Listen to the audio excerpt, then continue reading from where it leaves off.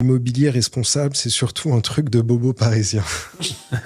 C'est une bonne question, ça. C'est vrai. Est-ce que tes épargnants, est-ce que tu sais flécher s'ils sont plus parisiens ou plus urbains ou...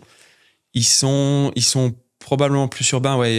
Ils sont connectés aussi à nos agences. Je t'ai dit Paris, Toulouse, Montpellier, Marseille. Il y a des bassins. Je sais que par exemple Marseille, c'est un gros bassin d'investisseurs solidaires. Ouais.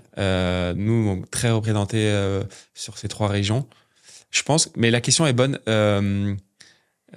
Faudrait définir le bobo. Nous, on a un chercheur. C'était plus. Non, mais je sais, et je le dis pour la blague, mais on a un chercheur de l'EHESS chez nous, chez Belleville, qui nous a fait plein d'interventions sur les bobos et tout ce qu'il y avait autour de ça. C'est hyper intéressant. On peut partager d'ailleurs.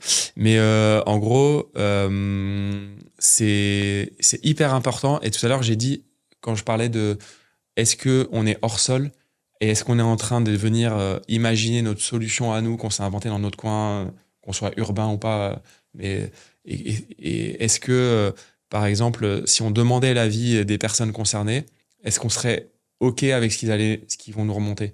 Et la question un peu du bobo parisien qui s'est imaginé que c'était bien de mettre un truc bio dans son local, mais en fait, quand tu vas dans un quartier populaire, c'est pas forcément ce qu'on te remonte.